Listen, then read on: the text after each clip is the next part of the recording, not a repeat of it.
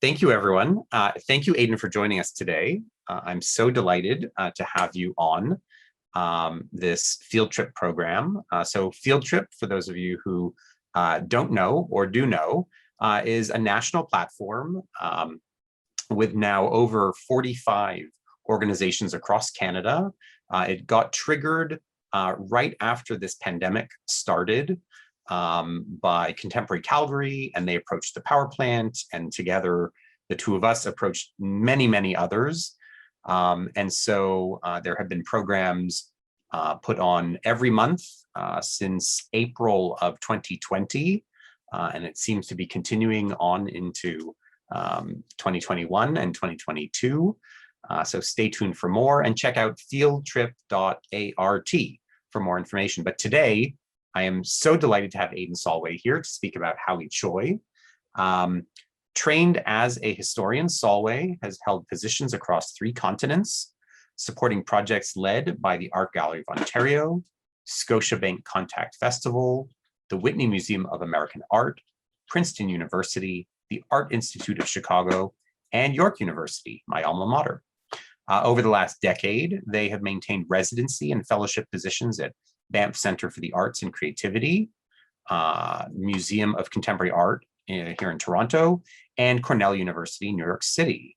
Solway is the founder of Closed Office, a research laboratory that investigates the myriad intersections of urbanism, performance, and art. And so today, Aden will speak about Howie Tsui's exhibition, or work in that exhibition, From Swelling Shadows, We Draw Our Bows, and a little shout out, extra little shout out to Justine Khalil, the curator of the exhibition, who is in our audience today. So Aden, thank you so much. The floor is all yours. Thanks so much, Josh. So I'm just going to share my screen. So hi, everyone. My name is Aden Solway, and I'm so pleased to join you today. And I'm so pleased to have such a great audience of people, some familiar names, so not so familiar names. So thanks so much for joining us. Before I begin, I just want to give a very brief introduction to who I am and just say a few thank yous. I'm an artist, educator, and curator based in Toronto. As an artist, I work within the language of sculpture, video, and site-specific installation. And as a curator, I'm engaged in the creation of time-based media, including performance, video, transmedia practices. Today, I have the great pleasure of speaking about the work of Howie Tsui in connection to the exhibition From Swelling Shadows, We Draw Our Bows at the Power Plant Contemporary Art Gallery. And so before I begin, I just want to give a moment of thanks and express my gratitude to Josh and his team for their support of this program. This also includes Laura Demers, formerly TPP's TD Education Fellow, who played a key role in the early development of this program, and Justine Khalil, who's here today, the curator of the exhibition and address, who provided valuable context on the kinds of figures, artifacts, and histories favored by the artist. So I'm certain there are many scholars who are well qualified to disentangle the references and cultural forms adhered within Tsui's practice. This will not, however, be the primary aim of this talk. This is not to say this presentation will be bereft of historicization and extratemporaneous. Rather than anatomize each reference made by Tsui and describe its context, I'll identify some key references, analyze the work's more salient features, and characterize the ways in which Tsui employs a variety of mediums. Suffice to say, I'm particularly interested in Tsui's liberal use of the moving image, expanded collage, and transmedia installation to call upon and invoke a profusion of references from diasporic narratives to sites of anarchic geography. Within the context of this presentation, this notion of a parallax is grist for the mill. The term parallax has 2 distinct meanings. Firstly, it describes an optical phenomena in which changing one's position from a single point to another produces a fundamentally different observation of a phenomena and its relative origin within space.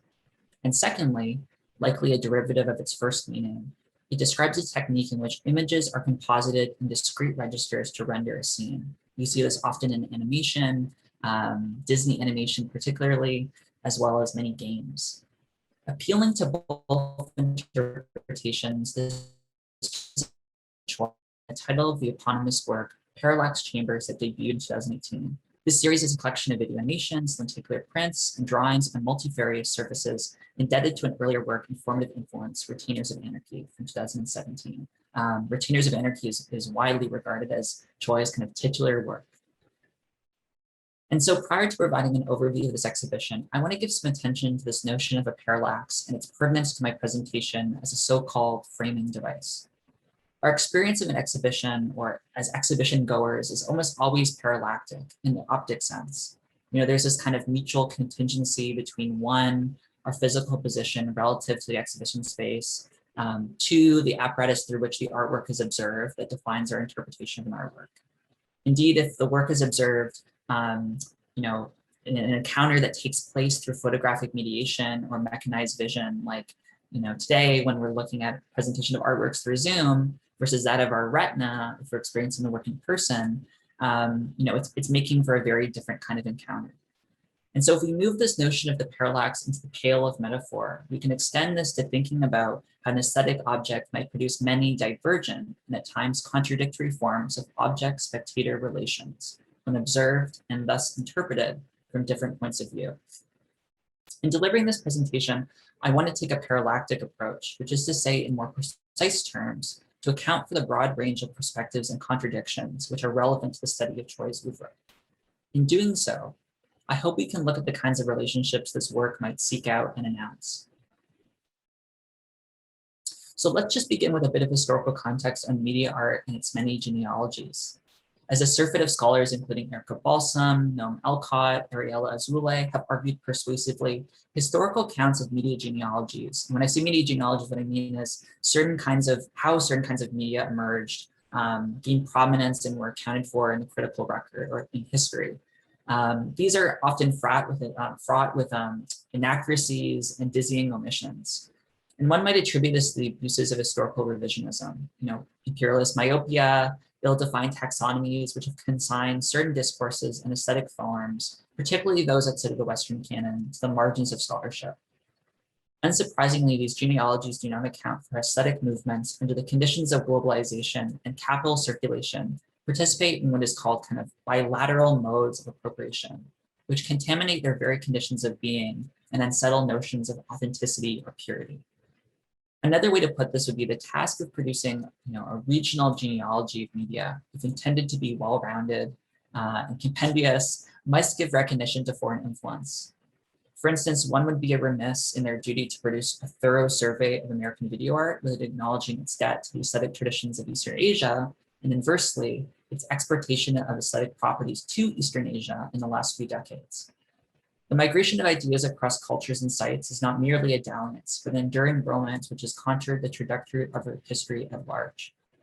For interested listeners, there are exceptional research projects undertaken by David Joslet at Shomambembe and at Singh that do well to get at the heart of this discourse concerning the ecological, social, artistic, and political implications of ahistorical genealogies. I also just want to use this as an opportunity to bring to attention a few traditions which have been omitted from many widely cited Western genealogies of media, and yet in my view are of great relevance to the study of screen-based media within a globalized network of artistic actors. These traditions gain further significance as we consider the different approaches undertaken by Tsui in finding ways to present moving images and give presence to marginal histories. There's a slight delay. Hold on just 1 minute.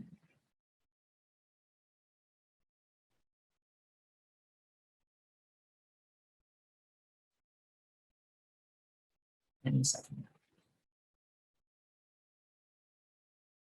Here we are, perfect.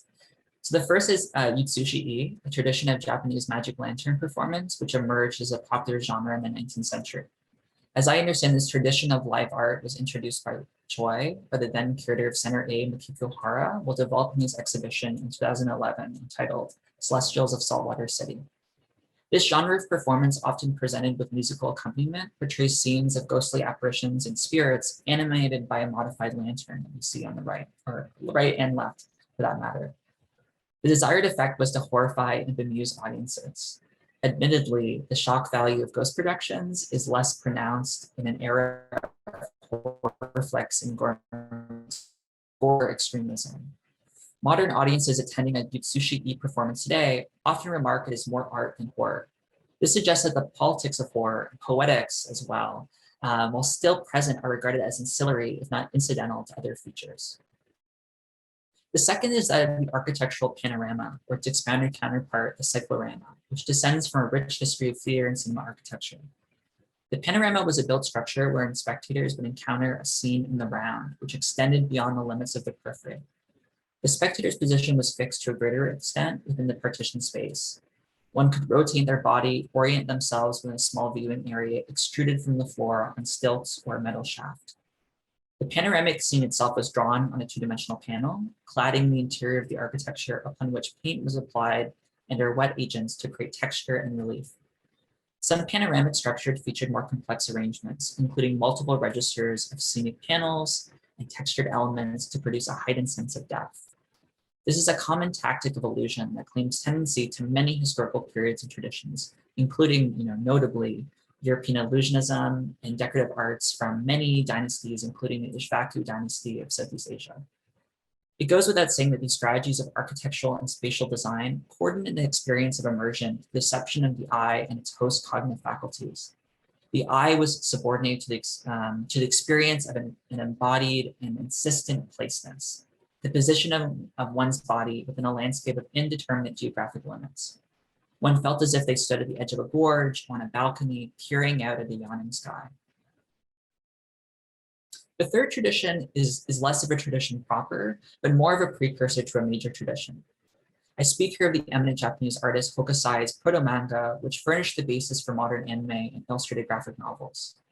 Choi has often stated that the, quote, comical and historical quality to Hokusai's line and mark making was very attractive to him, insofar as it possessed great narrative and aesthetic potential, irrespective of its simplicity. There's a claim to be made here that the comic or manga strip, in its most rudimentary form, the elision of narrative fragments to gestalt ends, offers itself as a modern study of diegesis, montage, and motion. These investigations may be read in proximity to the filmic impulse, and by extension, moving image arts, if framed elegantly within a genealogy of screen-based media.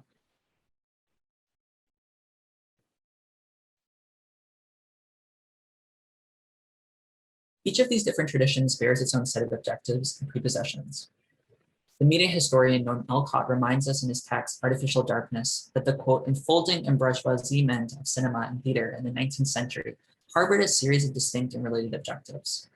The neutralization of the architectural site, the fabrication of a classless, sexless, abstract, in a word, bourgeois public, and the generation of objects of acceptable commercial and aesthetic value, that is, commodities and artworks which existed within the cinema's preserve.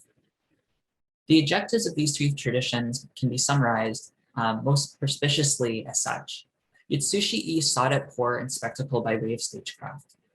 The emergence of proto manga appealed to a new narrative and temporal logic, and the panorama or cyclorama advanced technologies of illusion and immersion to outwit the senses.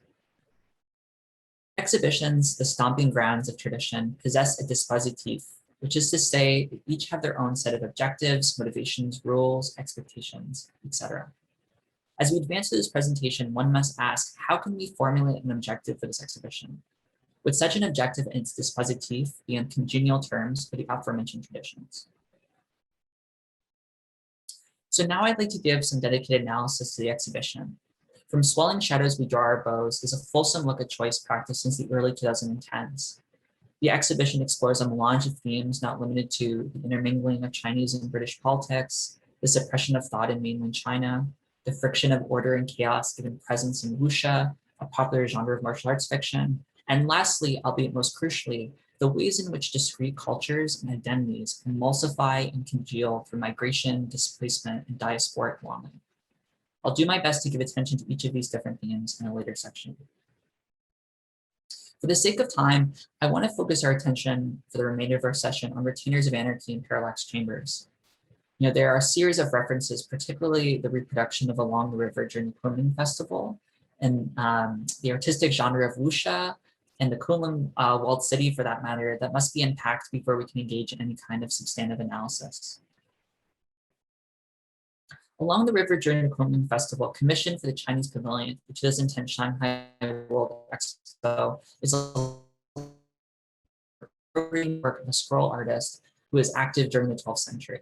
More precisely, this artwork is a digital reproduction of a modestly sized paper scroll scaled by my estimation to approximately 40 feet, maybe 12 meters in height. At this scale, this is less of an artwork than an edifice, a bona fide video colossus that runs the length of the pavilion hall. The original scroll, beyond its status as a major kind of artifact of cultural heritage and the victim of unrelenting theft and forgery, has been deployed as a tool of statecraft. Notably, it was exhibited in Hong Kong in 2007 in commemoration of the city-state's handover to China 10 years prior, whereupon the exhibition faced rebuke from local activists, curators, and scholars, citing its presence in Hong Kong as propagandistic and a source of unease. To reproduce this work for the purposes of the World Expo begs to question what kinds of politics are fixed to this object. And further, how does reproducing and reanimating elements of this work within an exhibition context orchestrated by an artist fiercely critical of Chinese nationalism and its parallel commentaries disarm, reinscribe, or reperpetuate these politics? I'll return to these questions shortly.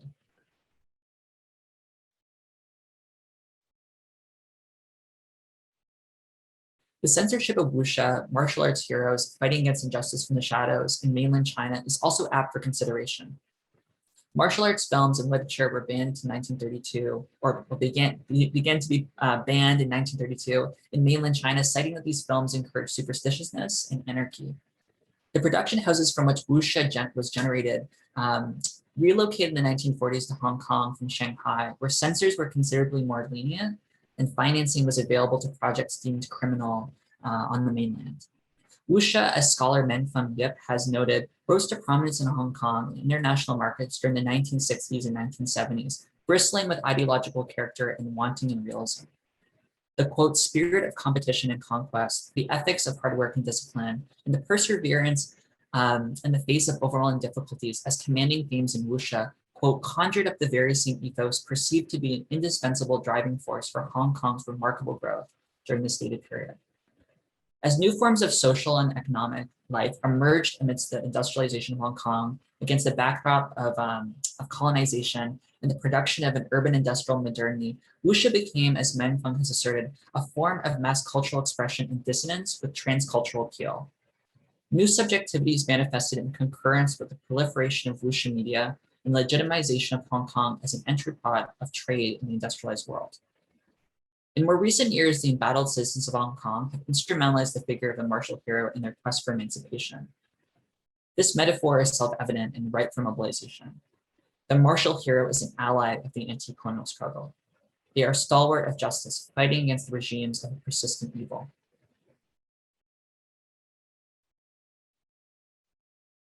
Maybe a slight delay. Just one moment.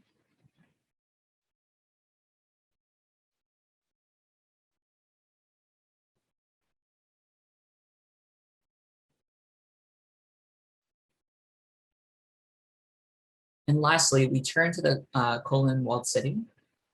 The structure began as a trading post turned military fort.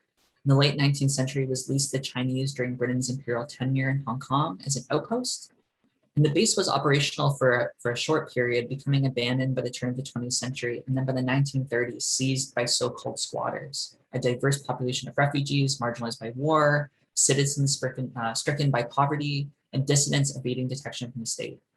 In popular representations, the settlement is described as a distant enclave bedeviled by crime and lawlessness. Incidentally, makes a cameo in the vaunted game Call of Duty Black Ops as a playable environment, as well as many cinematic worlds, including Blade Runner from 1982, Bloodsport from 1988, and Batman Begins from 2005. Such a representation is specious and overlooks the city's merits.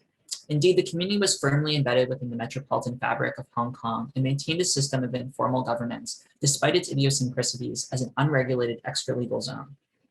A postal service, a kindergarten, several industrial agencies were managed by its residents, and moreover, formal efforts to conserve energy and water were widely observed. Non-residents such as Toy's family would do business within the city, with the residents of the city, and thus visit the city at regular intervals. This built environment is, as architect Matthew Hung has posited, a heterotopia in the most obliquely Foucauldian sense. In this sense, its behavior is, quote, deviant in relation to where the required mean or norm is placed. Numerous shifts in the Hong Kong, catalyzed by the Sino-British Joint Declaration in 1984, rendered the walled city vulnerable to demolition as recently acquired Crown territory. Public officials had reached a consensus that the existence of the city warranted embarrassment and designated the settlement a target of ruin. Predictably, the city was leveled in the 1990s and replaced by a very large and rather handsome park.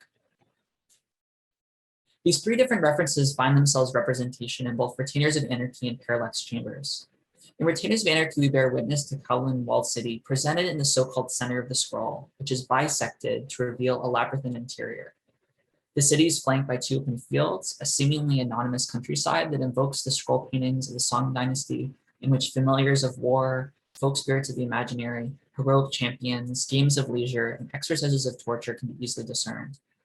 As the artist has noted, rather than present an idealized portrait of social cohesion, this work wields dissonant aesthetic and sonic forms to advance a series of counter-hegemonic narratives, particularly those which have conscious and sustained attention to the aporias and misconstructions of Hong Kong and its history under colonial rule. Parallax Chambers can be considered, at least in my view, as a companion piece to Retainers of Anarchy, offering us a detailed perspective on the many vendors, factories, and homes that occupied Choi's version of the walled city. It grants the spectator a degree of agency that Retainers of Anarchy, a degree of intimacy the Retainers of Anarchy, by virtue of its magnitude and form, cannot entirely facilitate. Suffice to say, this work is really an opportunity to get into the details and become intimate with the work. So to meaningfully address the collision of vertiginous forms within Retainers of Anarchy and Parallax Chambers, some further consideration is needed vis-a-vis media techniques, particularly the ways in which collage digital sprites, whose sequence within the broader narrative and orientation within the landscape relative to other narrative elements is algorithmically determined. Bearing resemblance with both canonical works of video art and drawn image, albeit, in my view, near to video art and its ethos, it is necessary to situate these works within their respective, if not overlapping, art histories.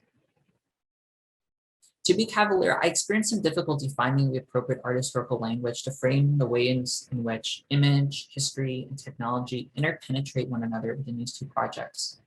At first blush, the term pastiche and its conventional use seemed to be most appealing. As David Joslet has noted, the quote, promiscuous imitation of dead styles, in this case, Western illusionism, Chinese landscape painting, etc., displayed in these works, assumes the force of the pastiche, which theorist Frederick Dameson considers an apolitical genre where the dross of many periods floats free of a synthetic historical framework. I would, however, contest that the pastiche is an apolitical genre, but this is maybe a diatribe for another afternoon. To elaborate on Joslet and Jameson's statement, the significance of such a procedure cannot be located in the styles themselves, but in the relationship between cultural properties, stylistics, and the politics of their use. This proposition may very well be germane to the City of Choi's work. Additionally, the history of collage, both as a mechanical process, but also as the kind of modus operandi of digital animation, if you like, may be called upon to situate our analysis of these two works. As an aesthetic and narrative operation, collage offers the potential to combine, reimagine, and deploy material and non-material elements to create intricate compositions within real and imagined spaces. This is a strategy that's been subject to reproof for nearly a century by those policing the boundaries of art and its competing genres. The eminent critic Clement Greenberg was among the more outspoken critics in the global north. On this very subject, scholar Lisa Florman offers a productive reading of Greenberg's incendiary essay Collage from 1959, where she recapitulates some of the anxieties that arose as collage grew to prominence in modern art and its portrayal as corrosive to the integrity of modernist painting. Particularly, Florman draws attention to the Greenbergian polemic that capitalism's, quote, inexorable commodification made flesh through collage posed, quote, a serious threat to the cultural standards and values of art, and that, quote, only the radical experiences afforded by avant-garde art offered any real hope of saving painting, for example, from being turned into a form of relatively trivial interior decoration. These concerns by today's standards seem at best quaint and at worst regressive. In this sense, Choi's use of collage and painted line is threatening to the Greenbergian critic concerned with the conservation of art's more traditional values, including that of medium integrity. Not so much because it seeks to commodify and reify capital, but in the way it usurps to core the values and standards of two-dimensional art, such as painting. It resists the fixity of representation in favor of the Protean representation, and it forces the artist to relinquish some degree of agency in the production of the work. One comes to think of the surrealist exquisite corpse as a precursor to these kinds of experiments. In addition to pastiche and collage, a new species of discourse from the field of game arts appears to resonate with retainers of anarchy. Contemporary studies into games which are self-playing or autoplay offers valuable insight into how generative media art works.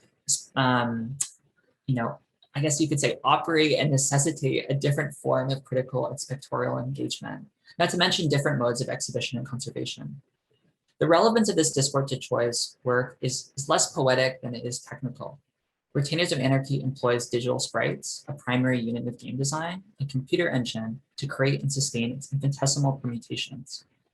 We see similar approaches undertaken by media artists Marina Zerkow, Ian Cheng, Casey Reeves, who granted these engines varying degrees of liberty in deciding the outcome of their work. Choi is not giving up control of the narrative, but is allowing for certain elements to express themselves unpredictably as per predetermined and thus somewhat predictable variables. The algorithm in question may warrant further address. So my understanding is that the algorithm operates at two levels, a macro level and a micro level. These two levels determine the work's morphology or kind of overall look of the scenes. And here I use the terms micro, or rather, my apologies, macro, as a macro sequence or macro operations to note how the larger scene components, and I'll call these character sprites, which include some flora and fauna, are sequenced and composited. And the use of the term micro as in micro sequence or micro operation denotes how small brushstrokes or lines, ambient sprites we'll call them, are arranged to form an infinite combination of patterns and expressive forms. This is what constitutes the cellular layering of images upon images that curator Rihanna Vogel makes reference to in her conversation with Choi a few months ago at the Power Plant. As spectators, we witness cells of varied graphic and pictorial complexity held within one another. The camera zooms in and out as it pans across a landscape in Retainers of Anarchy and the interiors of Parallax Chambers, allowing us to appreciate a variety of different scenes and unforeseen combinations. So now that we have some context in the exhibition and articulate its relationship to broader histories, I'd like to give a moment to consider two lines of thought which may be taken up in future scholarship. The first of which is resuscitation and reappropriation. One of the key themes of this exhibition is resuscitation and reappropriation. And this appears in so many different aspects of the work. It really is an abiding influence. And when I say resuscitation and reappropriation, I'm talking about a resuscitation of history and identity and architecture suppressed and erased through state interference. Further, Choi has demonstrated an interest in resuscitating historical styles, relegated as vestiges of the past or dismissed as low culture through foregrounding them in his compositions. Resuscitating architecture and history in particular is a complex and politicized engagement. The Politics of Disappearance, as renowned critic Akbar Abbas has studied with rigor, is a defining feature of Hong Kongese identity. This disappearance is played out in a number of ways. For instance, the walled city was demolished and excluded from many official records on the city-state's history as a tactic of deliberate revisionism. And to add insult to injury, as they say, from the vacant lot where the walled city once stood, a low-density park zone was built to redouble this act of erasure. Choi's reassertion of the building back into the public imaginary, a kind of cultural memory of Hong Kong through these two artworks, and furthermore, his insistence on reading the walled city as a signal feature of Hong Kong's history, declares itself as a political act. Choi's work does not so much sever the ligaments which connect Hong Kong's present, past, and future, but pushes them to their conceptual limits.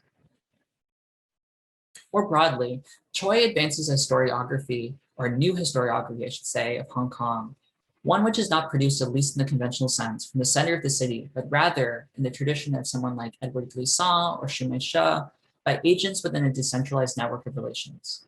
In other words, this history is not forged by historians or local officials, but those who find themselves in relational proximity to Hong Kong.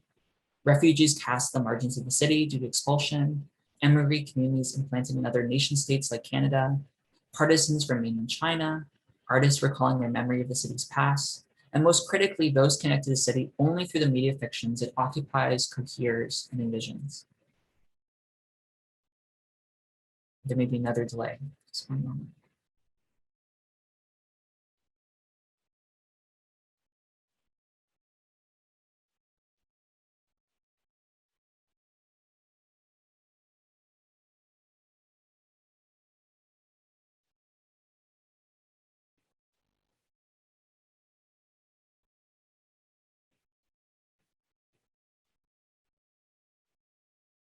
Hopefully it switches.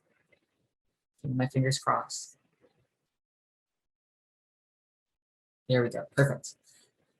A second theme of abiding influence and consequence is obedience and disobedience. There is a productive tension in much of Choi's work between a politic of obedience and inversely a politic of disobedience. The Peel, The Bark, The Tomb, White Camel Man, 2019, pictured here, for instance, expresses obedience to an aesthetic and artistic tradition of historical style associated with ink on good stain painting, and yet betrays these traditions in its imposition of modern references and atypical exhibition strategies like backlighting or the use of a light box, rather. I'm particularly interested in works which resist obedience and its fetters. On the subject of obedience, theorist Jacques Rancière writes of aesthetic regimes and avant-garde aesthetics that operate beyond the realm of contemporary art history, and conventional taxonomies that by implication necessitate different forms of spectatorship and analysis. Many disobedient art movements, including but certainly not limited to protest art, DIY publishing like zines, tattoo arts, hacking, graffiti, have and remain a part of this category, as do many regimes of media art. The outsider status of media art, Nolan's Lens, is both spoken by its underrepresentation in debates about what art is, aesthetic ontology, and must do, aesthetic judgment. We sadly don't have the time to give an in-depth survey of media arts and its many instantiations, but it's safe to say that both media art and disobedient art movements require different means through which they are discussed, exhibited, and interpreted in the domain of the exhibition. Choi's work, while it does in some respects possess the trappings of a radical aesthetic tradition, it abides by a set of values which are profoundly conventional.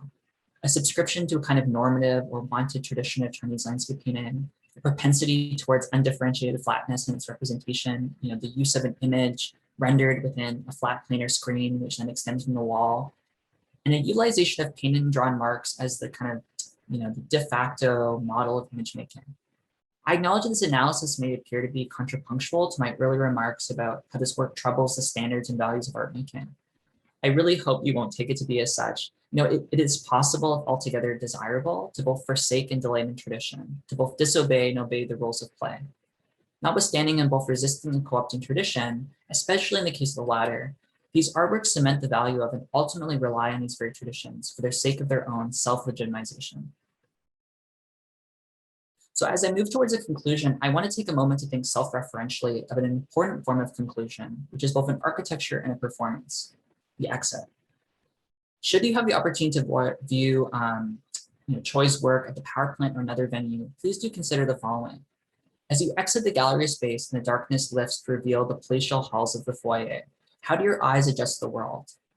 Do you cover your face and seek out the safe harbors of darkness as you confront the light?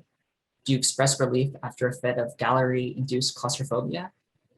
Do not overlook these feelings of malaise or benign discomfort. They are worth giving language to, for they speak to how Choi's work makes us feel as spectators and points to the kinds of frameworks we need to describe our experience of this exhibition. And I would even extend this to say that this applies to many different forms of exhibitions. So again, it's something that's worth thinking through in a number of different contexts. And along these lines, Justine Khalil, who's with us today, the curator of the exhibition who I mentioned earlier, shared with me a secondary account of her colleague's exit experience. Her colleague described this experience in terms which gave me a rash of excitement. Exiting the gallery, I felt as if I was a shadowy dissident suddenly revealed by the light. This statement, thundering with drama, suggests their presence in the exhibition somehow implicated them in Choi's work. That is, to represent agents of dissonance and in itself perform dissent. Such a reading is one, on congenial terms with the interests of the exhibition, at least in my opinion, and two, indicates how darkening the gallery space is as much an exigency of digital light projection as it is a strategy of implication. As citizens of Hong Kong and Canada resist the oppressive regimes of power that eviscerate their communities, confine activists within the carceral system, and suppress radical opposition, we find ourselves in a very interesting time to explore Choi's work and its context. As Abbas notes in the introduction of his essay, Culture in a Space of Disappearance, that I mentioned earlier, the old Chinese saying rings true. Interesting times are periods of violent transition and uncertainty. Choi does not so much offer emancipation from these conditions, but brings into relief the complexity of the historical moment. In doing so, Choi is proffering the question, how do we rejoice in the many antinomies, unstable historicicities, and myriad ideologies which define our lives as global, post-colonial, and artistic subjects? And ultimately, What is the role of art in the work of anarchy, resistance, and aesthetic liberation? Thank you.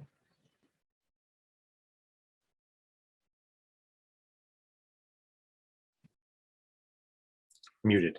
Thank you so much. That was a tidal wave, Hokusai's tidal wave of information. Really amazing how many threads you pull together as we'll say as like source, inspiration, just sort of like an internal logic that makes so much sense. I'll kick things off with one question, and I'm hoping that our audience may have a question. So again, please use the Q&A. But I wonder, if you think of Howie's work grappling with notions of injustice, often, at least in the case of China, governmental injustice toward a relatively powerless populace. If you think there might be some relation, not just in Howie's rootedness in Hong Kong, but also time spent during his childhood in Lagos, Nigeria. So, African nations, unfortunately, seem to have quite a lot of political disruption as well. And then, of course, his family eventually settling in Thunder Bay. And we see now, maybe not during his adolescence, but now we certainly see a resurgence of what would you say, like protest against official Canadian oppression of the other, which, interesting, in Canada, the biggest other that has been oppressed is in fact we'll say the original keepers of the land, the original guardians of this land, but also, of course, other people of color, Black population for sure, with the rise of Black Lives Matter. So I wonder if maybe you see some of that as like part and parcel of what informs Howie's sensibilities. Yeah, great question. Thank you, Josh. I do see those different moments of tumult, various kind of political, economic vicissitudes playing out in Nigeria, Canada, and of course Hong Kong, as being kind of deeply embedded in the work.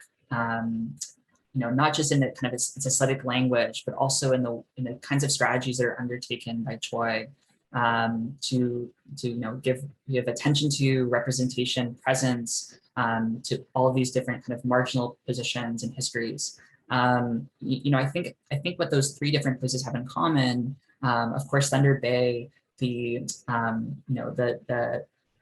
fetters of conflict don't loom large in the way that they would maybe in Nigeria and Hong Kong. I'm of course making an assumption. But I think that there's still, as you mentioned, there is still a highly kind of contentious relationship with, the population, stewards of the land, that as far as I understand, Howie is aware of. And I'm not certain is maybe the primary referent, but is one of a series of reference that has shaped his kind of identity or philosophy as a multidisciplinary artist, maybe even activist, but I don't know if he feels comfortable maybe bearing that moniker. Nice. Well, thank you. Pleasure. One more call out to the crowd, if there are any questions at all. But I mean, I think your presentation was so incredibly thorough. I was enwrapped the entire time. So I'm really glad my preview really set me up for such intellectual stimulation, for sure. Well, on that note, seeing no other questions, I will again thank you so much, Aden. Sure. We had such a lovely time meeting there at the power plant with our masks and our physical distance, and some technical glitches, but I am so grateful for your time, for your thought, for your sharing of that thought, and I highly Let's say, just a great comment from Justine. Yes. Again, Yes. shout out. Thank you, Aden. That was a fantastic presentation. I feel very energized by it. Pleasure. Pleasure. Excellent endorsement, we'll say. So thank you so much. I strongly encourage everyone who is online right now, please check out future field trips from the power plant, but also future field trips from other organizations. So please visit fieldtrip.art. Please visit the powerplant.org, and have a really wonderful Sunday afternoon.